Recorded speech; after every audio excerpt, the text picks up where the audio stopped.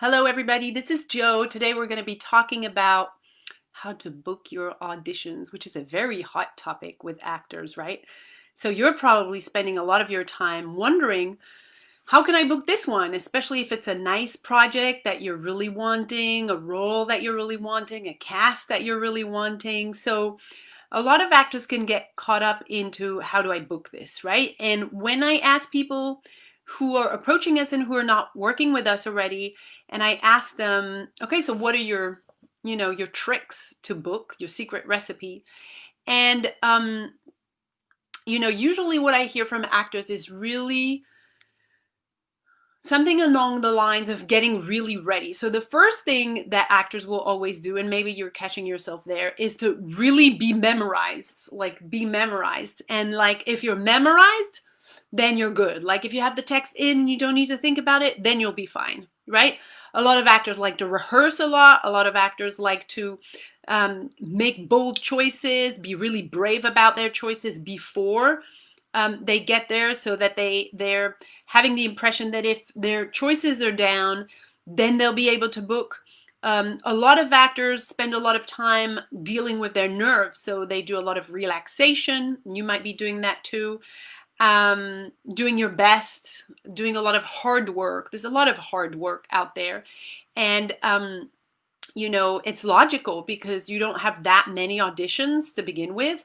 So you want to make sure that when you do have an audition, well, you're good at it, right? So it's completely understandable that if you have an audition, you're going to do everything in your power to book it. You're going to learn those lines like crazy. You're going to rehearse like crazy. You're going to make super bold choices. You're going to be brave. You're going to work on your nerves. You're going to relax.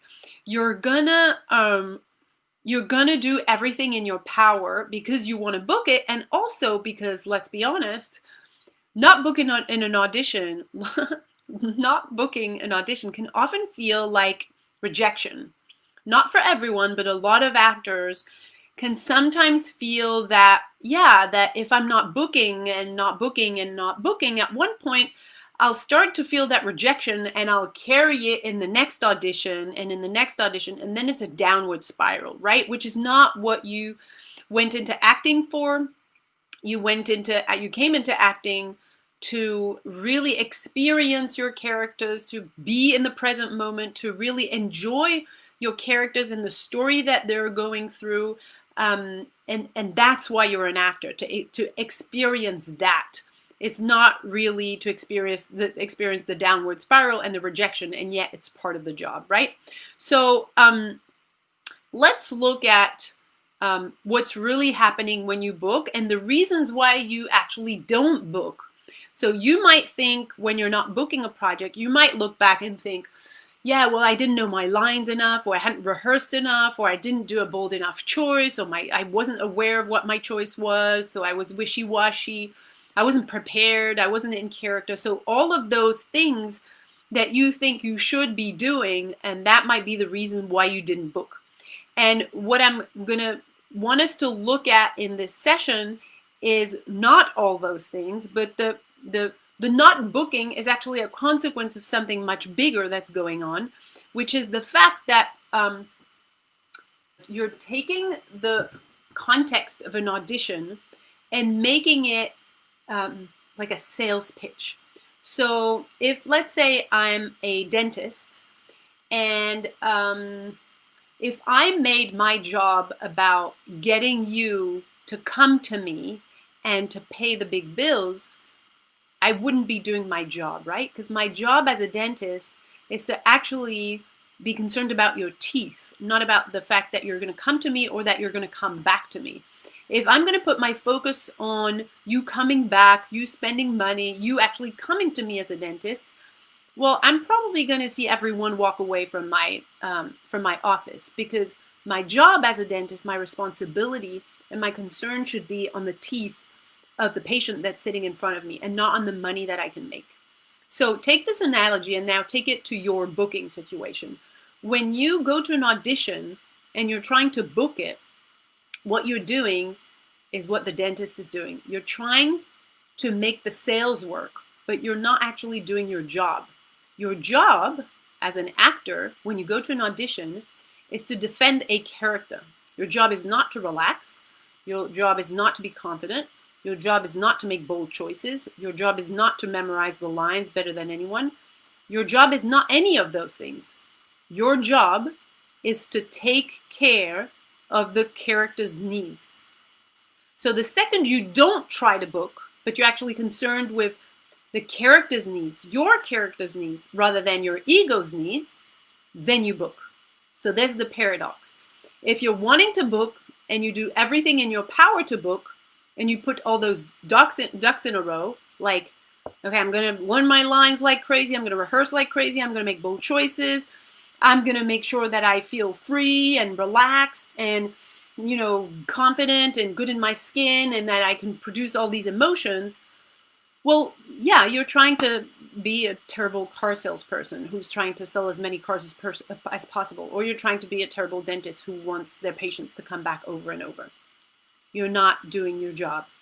Your job is to have an instrument that is so free before the audition. So that's your raw material. So that's what you're going to build the job with. So if you don't have a free instrument, you can't act because you can't be there. If you're not free, then part of you is out the door, right? So you want to have a free instrument. And because you have a free instrument that can feel whatever it feels and it's unblocked, untethered, you can give that instrument up for the character. And you can stop being concerned by, am I good enough? Am I doing this right? Am I having the boldest choice? Am I rehearsed enough? Do I know my lines enough? No. You can just focus on your character's needs. Your character's needs need to be more important in the balance than your needs. So if you're worried about your ego, why am I doing my hands like this? I could do this. It's much easier. So this is your ego. This is your character. If you're concerned about feeling great and being rehearsed and being, your lines in and all of those things, you're taking care of your ego. You're taking care of the sales part because you think by doing that, you'll book. And because you're doing that, you're not taking care of your character. They have needs. Your character have needs. They have their own life. They want something out of someone else. And if you don't pay attention to this and you pay attention to that, well, you're not doing your job. You need to reverse that, right? And in order to reverse that, to pay attention to your character, you gotta have this one down. You need to be unblocked. You need to be free, open, available, fully alive, completely untied. And if you feel sometimes tied up when you act, then it means there's nothing here that can support this job, right? You have no raw material. Or you only have 20% or 90% or 50%, whatever. You don't have a full pack of flour, so you can't make that bread, right?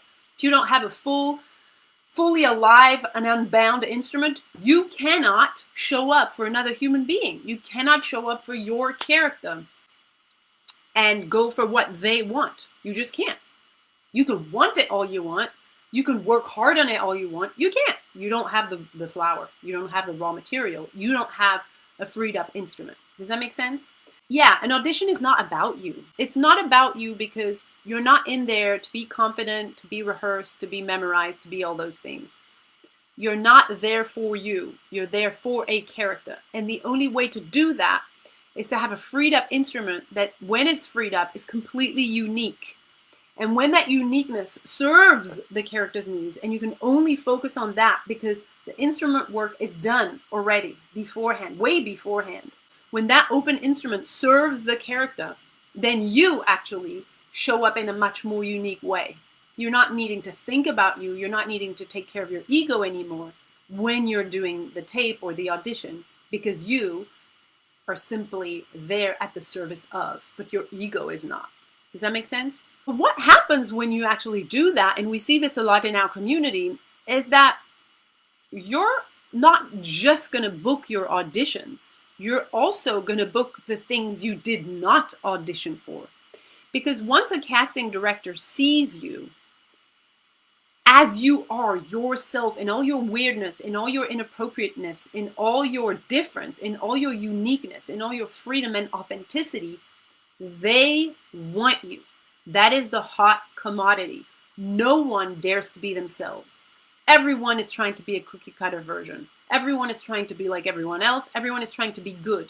No one is trying to be themselves because that's not how we've been wired. But the second you're going to do the work to actually be yourself as is, that's when you start getting booked for the roles you didn't even audition for.